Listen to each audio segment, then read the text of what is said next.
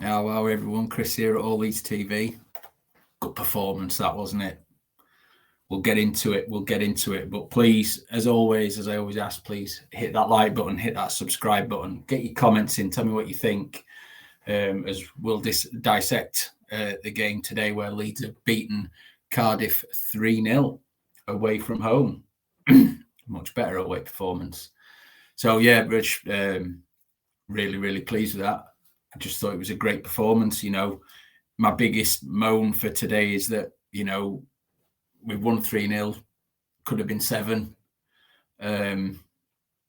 which, is not a bad moan to have, is it? Let's be honest. I want to actually start with giving kudos to the players who I thought stood out today in a good team performance overall. I've got to say, my man of the match, I've struggled with this one a little bit because I think there's maybe 2 or 3, maybe 4 players that I could give it to. But I'm going with Joe Rodon. God, he's unbelievable at the back. Not just what he does with the ball, but keep one eye on him when, he's always pulling other people around the pitch. He's dishing out a rollicking where it's needed. He's guiding other players. And on the ball, and his defensive sort of positioning, everything else is just exceptional. Certainly at this level, he's a level above.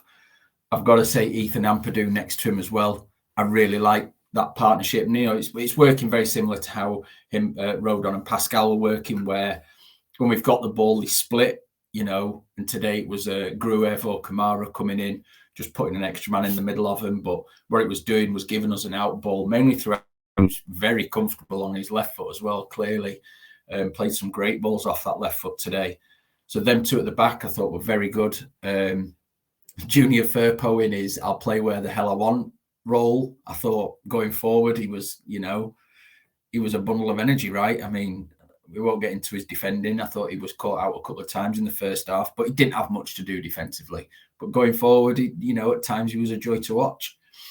And, credit to Gruev in the middle, who were then, Kamara again today, very solid, very good. Everything we expect of Glenn Kamara now, very, very good in there. But I thought Gruev was as equally as good in there today, if not a little bit better. I thought some of the passes he played were exceptional. He was breaking the play up, like I said, dropping him back between the centre backs, getting his head up, looking forward. And all the players I've mentioned so far are what we would deem probably more the defensive side, and everything today was built on that. Because I actually think up front we were quite wasteful at times, even winning 3-0. Thought we were quite wasteful. I think Cree should have had a couple and missed the penalty. Bam Bam got another goal off his backside. Well, it didn't come off his backside. He was on his backside when he put it in the back of the net. But a good striker's goal was where he needs to be. And I thought generally Bam Bam had, apart from should score again, had a good game. He just stretches. He's a pest to defences, and it creates so much more room for like Gio Rutter, Dan James and Cree. I thought Cree was slightly off it today against the very high standards that he set, but still worked hard, getting back, helping the fullback, all the rest of it. So, the level of effort wasn't there. He just a bit of an off day, but, I think we can all excuse Cree a slight off day. I thought Gio up to the point of scoring, I was putting him in sort of the same bracket as some others. Wasteful, I think, spooned a shot over the bar. Spoon's probably a bit harsh from the edge of the box. Then gets his goal at the end. And a lovely one last tribute to Bill Ayling there, who I'm going to cover slightly at the end because I know I went on Joe's farewell to Bill. But I'm just going to say a few words at the end because it's been a few days and, I've let it sink in a little bit more that Bill's now gone. So stay tuned for that at the end. Dan James, I thought had a very good game. Again, he's such a grafter, gets his goal. I saw some people say, he's got to leave that. It's going in anyway for Crete. I'm not sure. I think maybe the defender clears it off the line who's, chasing DJ back. I'm not being funny, but if you're stood there, you put that in the back of the net and make sure. So was again where he needs to be. He hugged that far post all day when the ball was coming in from the left and got his rewards for it. Hit the bar in the second half with the lob. Gio should score from another chip opportunity, which the keeper managed to get a strong right hand to. But I just think generally as an away performance, it's very, very good. And there's one man I've missed out who was another who was probably, was he, again, have I got Leeds bias? No, Archie. Brilliant again. Brilliant. Didn't give their left-hand side a sniff. Him and Dan James worked so well together, both defensively and going forward. Played a sumptuous ball over the top of I think it was the left back or the left centre back, to put Dan James in behind where he hit the bar with the lob. He's every game is, and it's getting to the point, and Archie's 17, that we're expecting 8s and 9s out of 10s from him every week. And that's not to put pressure on Archie, because, he will have little dips in form. He's a kid. He's still learning his trade. I'm sure he'd be the first to admit that, even though he said, he wants to win the Ballon d'Or and all the rest of it. Love a lad with ambition. But I just think, he's a cut above, certainly for his age. It's ridiculous. So just really, really pleased. I think it was just a really, really, really good away performance. Really good, especially with how it's been recently away from home. You can potentially worry about doubt creeping in and all the rest of it. Not today. Got the first goal, started well, got the first goal.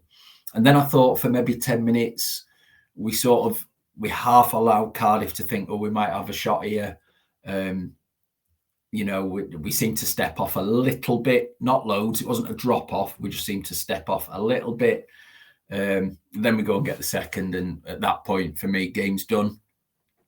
Second half it wasn't mad full of chances, was it? But we had a few, and then the penalty as well. I think we should have had a penalty in the first half as well for the push on Patrick Bamford. Anywhere else this is how I always look at it. And I know sometimes they have the threshold higher for penalties, but anywhere else on the pitch, Bamford, he gets charged in the back, goes down, he gets a free kick. Anywhere else on the pitch. For me, that one's a penalty. I'm not sure on the Gio one. It looked like he clipped him, with the way Gio stayed down, but it was missed anyway. Cree didn't have his shooting boots on today, did he? But again, we forgive him one slight off day from his normal high figures and performances. So yeah, just very, very good. I think really pleased for players like Firpo, Gruev, and Bamford, I guess. All seem to be finding a little bit of form. I mean, Firpo's defensively, I think we can all probably accept, even his biggest, staunchest supporters, that defensively he's not the best, is he? But I thought going forward today he did bits. Obviously got I think it's his assist for Bamford, isn't it? He's the one who's charged in the box, and it's actually his, I think, interception further back that starts that move as well. So I'm just pleased for players like that, either fringe players who, like Gruev, who have taken a bit longer to, I think, find his feet than other new signings, and then Firpo and Bamford, who at times have come under the cosh. Because again, as I always say, it's hard for content creators sometimes, because we have to come on here, try and give an honest opinion of a game or what we think of a season or a player. And I never want to come on here and ring players out, but we have to say it as we see it. Otherwise, what's the point of doing this? Yeah. If I just came on here every week and said, everything's rosy, then I'd be lying. And two, what'd be the point? Because people would be like, well, he's just trying to appease everyone. So, so we have to say things. And, Firpo's been dreadful at times. Bamford, back end of last season, dreadful at times. Clearly not an impact player, because coming off the bench this season, pretty poor. But he started the last 3 games, 2 in the league, 1 in the cup, 3 goals, has been an absolute menace to the defences that he's played against. And he's allowed our more flamboyant players like Gio and Cree and DJ to, have that bit more room. We're far less compressed in the middle where, Pirou and Rutter are almost tripping over each other at times. And he's just occupying defences, and he pulled the Cardiff defence all over the place today, did Bamford. So I'm really pleased with players like that. I think Ethan Ampadu is a great centre-back at this level. Certainly against, what Cardiff are mid-table. I know they're only, 3 points off the playoffs, but they sort of sit in mid-table at the minute positionally. He wasn't massively put under any pressure today. And, I wouldn't say it's an easy role because Ampadu did everything really well, but it's probably made slightly easier when you've got Joe Rodon next to you, he's just a beast. He's an absolute beast. Meslier didn't have anything to do really. Had one Meslier moment, let's call it, where he came charging out the box and the Cardiff player tried to lift it over the top of him, but luckily Mez has got a massive noggin, so managed to knock it down with his head and then wallop it out of play. Apart from that, he had nothing to do. I like the way we played today. I thought tactically from Farke we were spot on. Like I say, patient at the back, Rodon and Ampadu, knocking it between each other, but not like we see other teams do where it's just defenders knocking it between each other because they don't know what else to do with it or they haven't got any options. What Rodon and Ampadu do is they knock it between each other, move up the pitch slowly. Gruev or Kamara drops in between them, and then either Rodon or Ampadu will go out wider, more to the left or right back position, and there's the out. And, they take off forward or they play a ball. I thought some of Gruev's balls today were exceptional as well. Some diags. Love a good diag. Rodon it a beauty as well over to Firpo as well in the second half. So, yeah, just really pleased with that. I think it's, it's close at the top now. Take Leicester out of it, who I know lost, but for me, they're still double gone. But I think it's 4 points now between second, third, and fourth. Southampton went second today, or at least until Ipswich play later. Ipswich have got Sunderland at home, I believe. And then, we sit 4 points behind Southampton and Ipswich as it stands. So, yeah, I don't know what else to say, really. I'm just really, really pleased with that. Really pleased with it. I think Firpo got a slight knock, but, Byram's on his way back, got some minutes. Hopefully the Firpo injury isn't too bad because until at least we bring more cover in those right and left back positions, we don't need players getting injured who play there. And we know, as great as Sam's been this season, he's only one sort of run away from a pulled hamstring or something, sadly, because he's been, exceptional when he's been fit this season. But, let's not finish on a negative. I just think, yeah, brilliant. So as far as the game goes today, we beat a Cardiff team who were 3 points off the playoffs as we sit, and we beat them comfortably. I'll be really interested to watch some Cardiff post matches if there's any go out from their fans to see what their opinion is on that, because, I always, this is a Leeds fan channel, so we always look at it from a Leeds point of view, but I'll be interested to see what Cardiff fans have got to say about that. But yeah, really thrilled. So please get your comments, etc. in, let me know, like I said.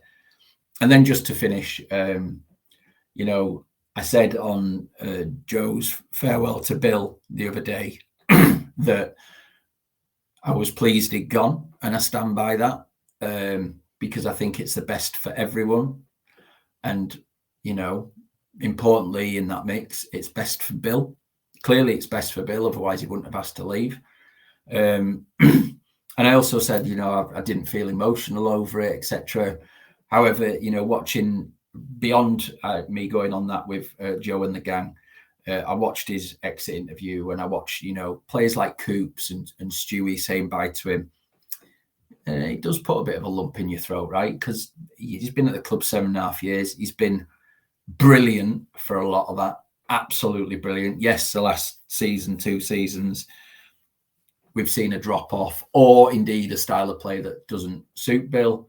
We know his best years were under Marcelo, as were a lot of those players' careers that were in that team. Let's be honest, a lot of them peaked in that Leeds team.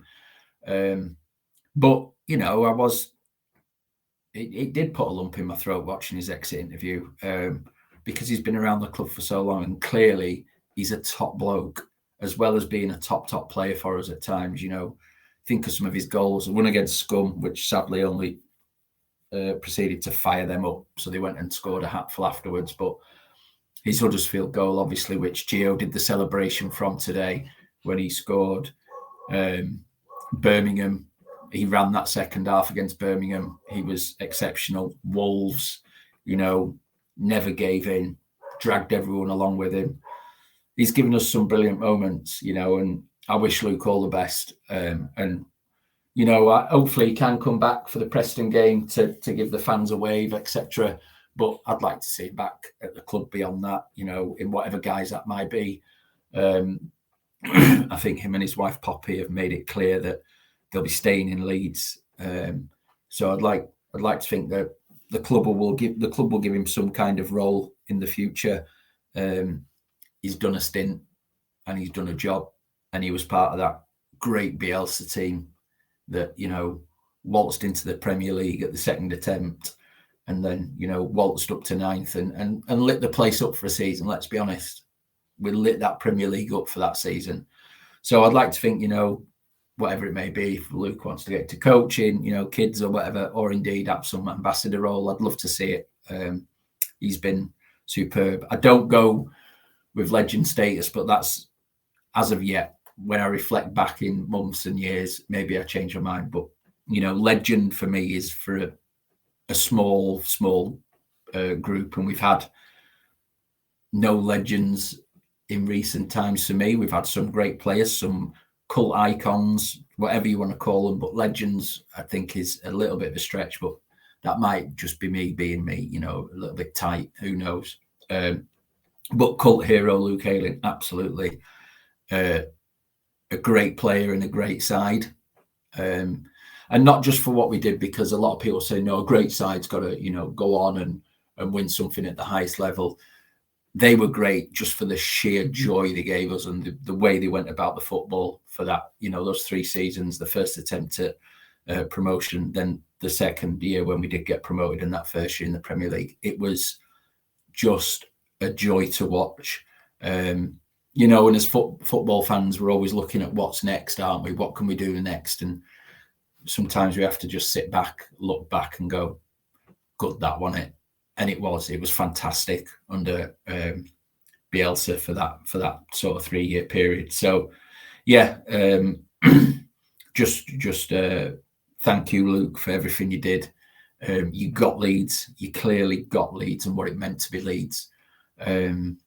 And yeah, let's hope we see you around Ellen Road in the future. So I'm going to leave it there. Please get your comments, all the rest of it in. Please hit that like button, hit that subscribe button. And I'll see you again soon. Cheers, everyone. Bye.